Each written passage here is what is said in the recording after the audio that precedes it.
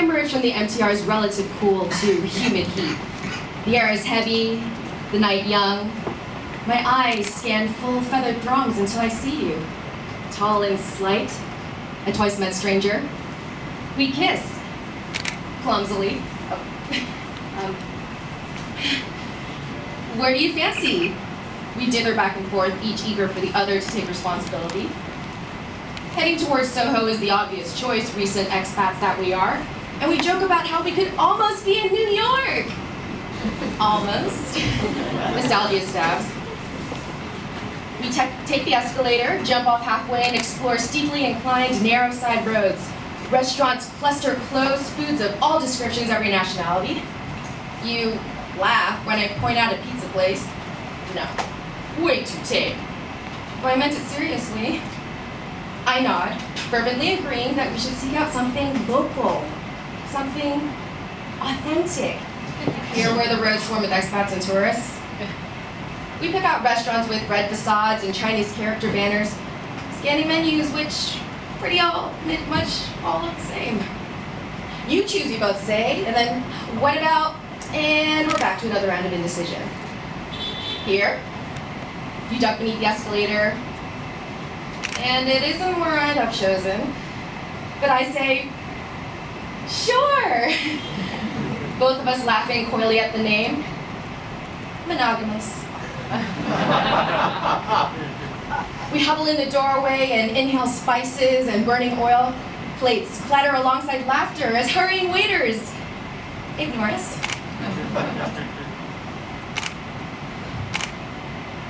Irritation builds. I want you to step in and do something.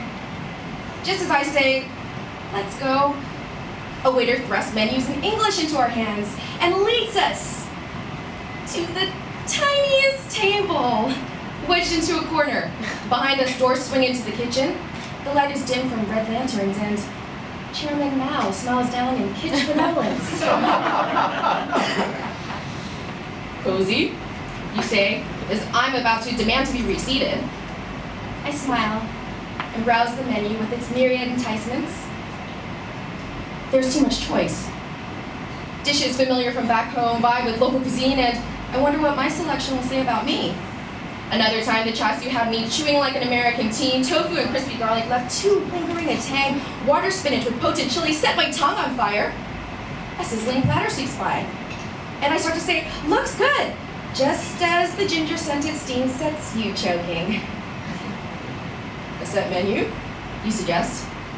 Probably easiest. I'm aware of options I'm foregoing and subtly disappointed that you lack the telepathic magic to predict the perfect choices I have not yet made.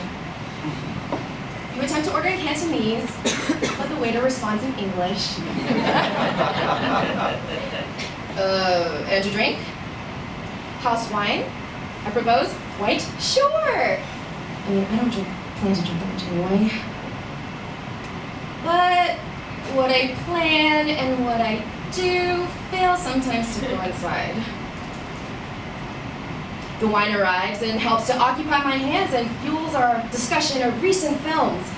We run through the tourist sites we have and haven't yet covered, trying to outdo one another with our recently acquired knowledge. I consider that I like you. But provisionally, my goodwill poised to be whisked away at any hint of dimming enthusiasm on your part. The doors swing open, swing shut, and each time I flush in the blast of heat, smell the sizzle of fat, and tense in anticipation of a waiter tripping, scalding the evening in disaster.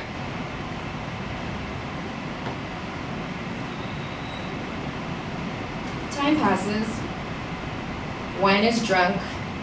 The wait drags.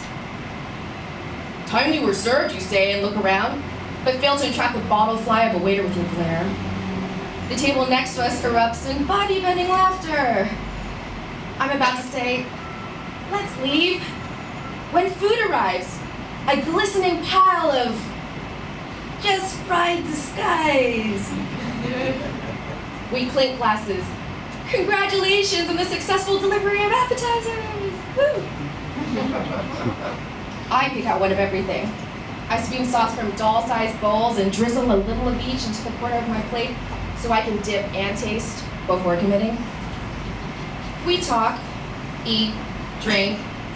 Our knees collide beneath the linen table, and our eyes meet in a moment's cool assessment. You order another bottle. Main courses arrive quickly, far more than we can manage. We battle gamely with chopsticks. My stomach stretches the fabric of my short black dress. There's no way you're undressing me like this. I say no decisively to glutinous rice balls and more waveringly to ice cream souffle. Coffee. The waiter shifts foot to foot, waves a small pad. Oh, I say. What do you think? Not sure, you? Probably pass overlaps with why not, and both of us backtrack again. 2 coffees, you say? The waiter scurries off before I can say, decaffeinated? We tussle over the bill. I feel irked when you thrust your credit card forward and refuse my crumpled notes. I mutter, thanks, guiltily ungrateful. We are ejected back out into the night, and for a moment, the air feels cooler. And then it just feels bloody hot again. My hesitation provides you the opportunity to sneak an arm around my shoulder. Where next, you ask? I think of my tiny eyrie of a flat, my solitary bed, and the loneliness of this alien city. I say, what do you suggest? You stand close and cup the back of my skull with your palm, adjusting the angle so you can kiss me. Your mouth, tasting of coffee and garlic. Your tongue is agile and muscled. Back with me, you whisper. Your breath tickling my cheek. Your thumb caressing my hairline. Whew. Less pulses. Fired by the blur of alcohol and the jitter of caffeine, I say, okay. Then immediately feel uncertain. We walk down steep roads, an escalator glides us down into the metro, and we wait in the slight yet merciful breeze of air conditioning. The lights are harsh after the dim lanterns, and my mind blanks of anything to say. The train arrives in a rush of noise, and crowds surge forward, then step back as people in colorful plumage spill out. You grab my hand and shoulder barge your way on, pulling me in behind you. Your grip slackens, and I dream of slipping away, disappearing into the dark. You don't have my number or my address. One click would label you as spam and automatically delete you. Yet the evening has passed pleasantly enough.